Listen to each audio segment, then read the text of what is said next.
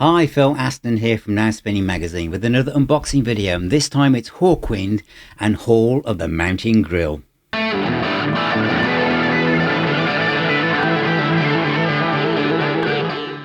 Yes, Hall of the Mountain Grill by Hawkwind, the classic 1974 album, has been released in another one of these superb Super Deluxe editions from Esoteric at Cherry Red. So let's have a look inside the set. So this is a look at the new Hawkwind release of Hall of the Mountain Grill. And when I say new, I mean the reissue of the 1974 classic album. This is out in Esoteric from Cherry Red, and there are three formats to choose from. There's a single CD, a double vinyl album, and also the multi-disc Super Deluxe edition. So let's start with the single CD first of all. This is in a digipack with a gatefold sleeve, with the disc on the right hand side. The pictures behind are the quite famous pictures of Hawkwind when they're sitting on the scaffold. It comes with 7 bonus tracks, if I can keep it still, and also it comes with a booklet. So if you are going to go for this version, which is about £10 to £12 in the UK, it's a nice package with the essay, pictures from the time, the obligatory photograph of the tapes, and the essays from Robert Goodwin, and then we've got full credits for the tracks and some memorabilia from the time as well. And the inside left hand cover is from the inside of the original vinyl album. It's a double vinyl record itself, as we move on to the vinyl now. It includes a 12-inch EP as tracks, as sides 3 and 4 even. So it's not a gatefold sleeve, but it's really well done. Obviously the classic Barney Bubbles artwork on the front. So inside, in the way that I've taken this out, the first one is the 12-inch EP, which is at 45 RPM. So just be mindful of that. It's a really nice pressing.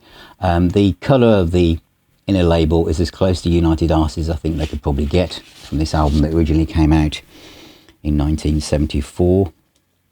And then the inner sleeve from the vinyl album from the time. And of course the Hall of the Mountain Grill is really a kind of Greasy Joe's cafe in the middle of Notting Hill Gate. And I've always liked this phrase: in the grove by the gate and hill, midst merry throng and market clatter, stood the Hall of the Mountain Grill, where tables strained neath loaded platter. From the legend, can you see that, of beans, BENNZON, toasty, beans on toast. Anyway, so that's the vinyl one, which sounds great. And now we'll move on to the main package, which I know many of you are interested in, as I've reviewed all of the other ones in this series in this way. And they're all basically following the same design, which is fantastic, which means they fit on the shelf really well. So this is a 9-disc set, so 7 CDs and 2 Blu-ray. So let's open it up. I'm going to mention this when I talk about the overall package as well, but I'm just showing you the unboxing. But Esoteric, I've done this before, and it is kind of an irksome point perhaps, in that the discs come in these little folders, which we're all used to when we buy many box sets, and they follow the very similar pattern to this. And sometimes they fold out in a fold out situation, so you can have 2 extra discs. And that's what I'm going to say here. If one of these folded out a bit more, then these 2, which are the Blu-ray, wouldn't be just loose in the pack, which kind of feels like an afterthought. And I can't believe that at Esoteric or Cherry Red, when they sat around the table signing this off, that someone didn't say, do you think we should put the other discs in a part of the folder, even if they're in these, because it is Blu-ray, that they're in these packs, that they actually slide in to one of these, you know, because obviously they could have another one there, couldn't you, sliding in. So that's an observation. They've done this before, and sometimes it's just 1 disc, but when it's 2, that when you take them out, they just fall out on the floor. It kind of doesn't feel quite, it feels like it hasn't been as thought through as it should have been. So for the sake of one of these folding out into a third panel, the two other discs could have gone there. So those are the two wallets holding the CDs. And then we have the booklet. So let's move on to that next. These are softback booklets, which for this size of box set, I don't think it's a problem. I know some labels make this into a hardback, like the Thin Lizzy sets and Def Leppard, etc. But this works, and they've kept to the same format for each one of these Hawkwind Deluxe sets. The only difference with this one is there isn't a poster in it, whereas all the others had one. So I'll just quickly show you.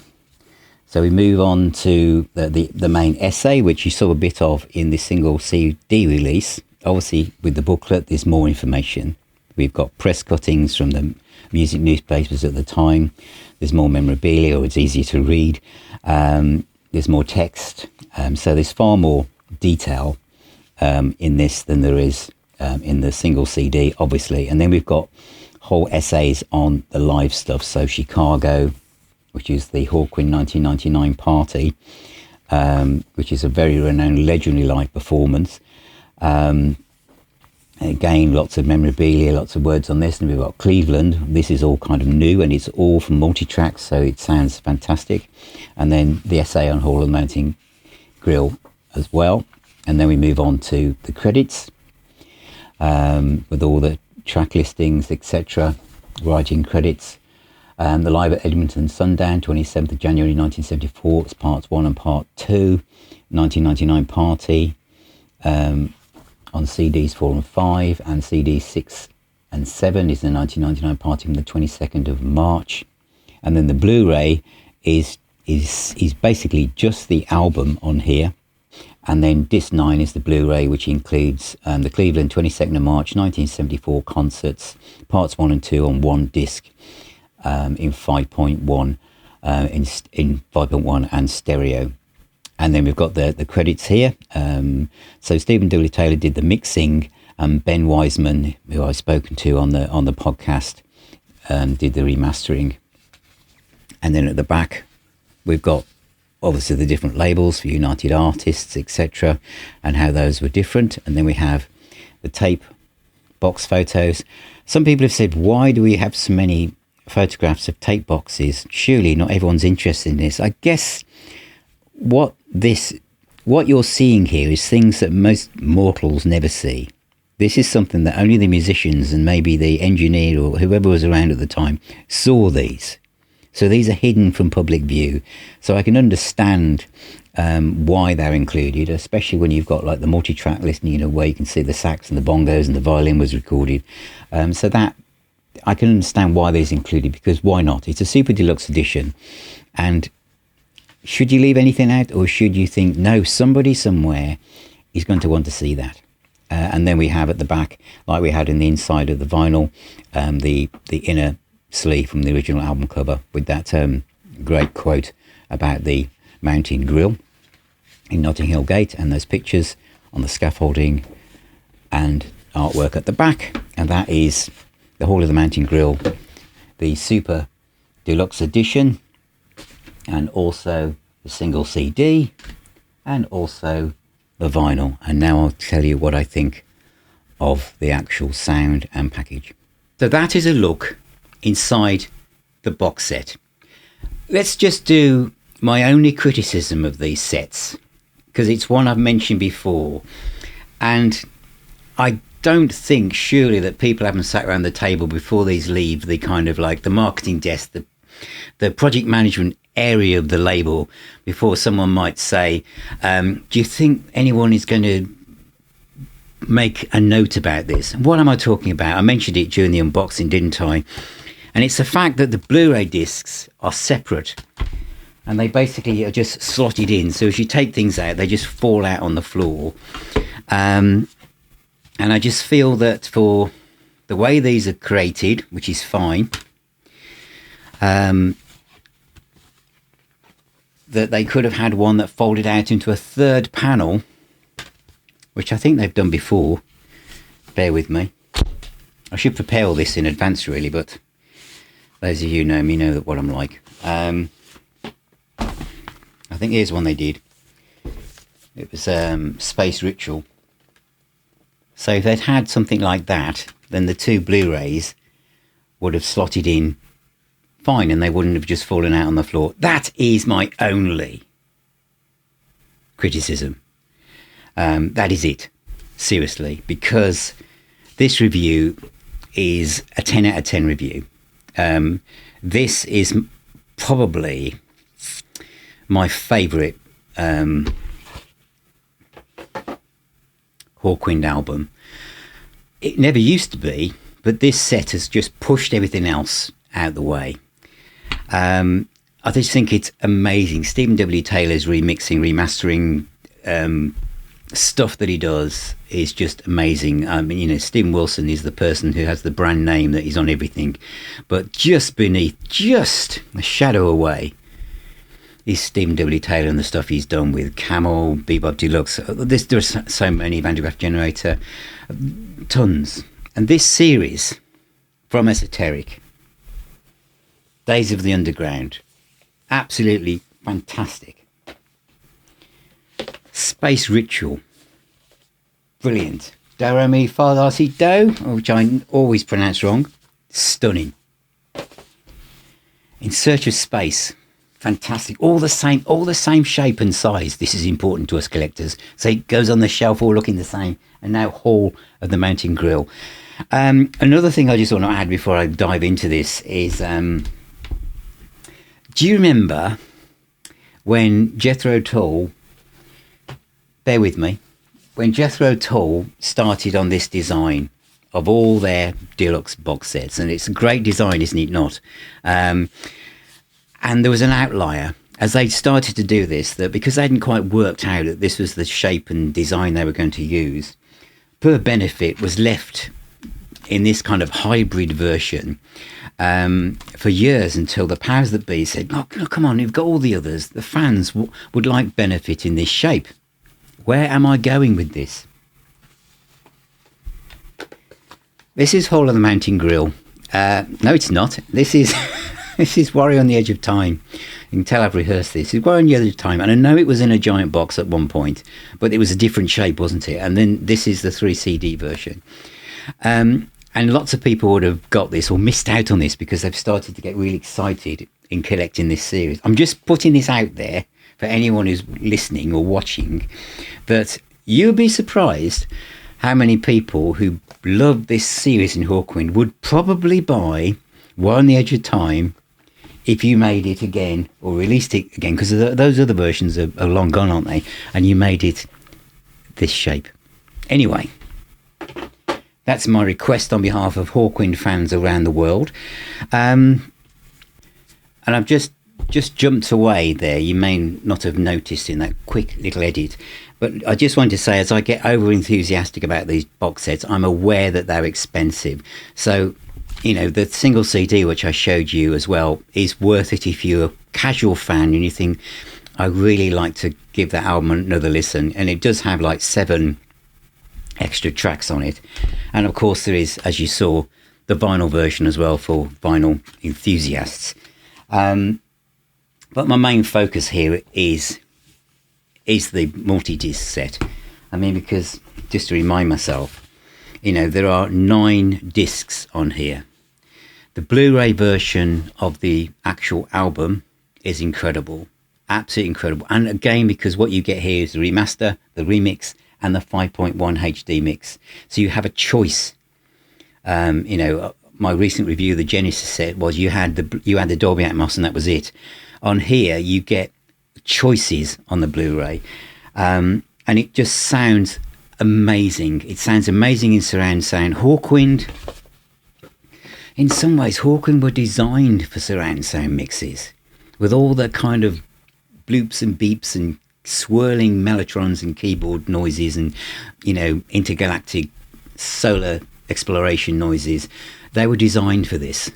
They were designed for it, but it sounds amazing as a remix Stephen W. Taylor's found things in there that were lurking in the background. But the other reason why this is one of my favourite albums, and what has really come to the fore with this, is Simon House. This is the first album where he really appears, and keyboards, Mellotron and violin. Those three components shift Hawkwind here into a completely different rock and roll animal to me. I mean, the 1999 Party, I've opened the book at disc 6. It's 22nd of March. The remix on these, all from the multitracks, and that's what makes these are not soundboard recordings or audience recordings. They were out there on this American tour recording, several nights consecutively, and these things have just remained hidden. And to hear them remixed, these are some of the finest Hawkwind live recordings I've heard. This is what has made this set, has pushed the album into my favourite. I'm saying that it's my favourite Hawkwind album because it's my favourite Hawkwind box set. Yeah, there is a lot in there to do with this. I'm just going to go back. I'm jumping around here. So let's just go back to, because there's some amazing stuff. Bear with me. Chicago. That is an amazing recording. You've seen inside the book and everything. So let's just go to because I'm going to be jumping around here. Sorry, bear with me. It all makes sense, really. I'm just passionate about this because I've enjoyed it so much, and I know a couple of you have been saying, when are you going to do the review of Hall of the Mountain King? And I've been hesitating because I just keep playing it. And so, live at Edmonton Sundown, 25th of January 1974, part 1 and part 2. Robert Calvert's rant called America. It's incredible. It's so Julian Cope. They were before Julian Cope. Brainstorm 7x7, Paradox, it's D-Rider. There's so much amazing stuff. CD4, 1999 Party, 21st of March. The Watcher with Lemmy, and also when we get, the Mellotron and the violin coming in. It is amazing, probably one of the best versions of the Watcher ever. Again, from the 22nd of March. It's brilliant. The Hall of the Mountain King, as I've said, King Grill. Wind of Change, one of my favourite tracks now.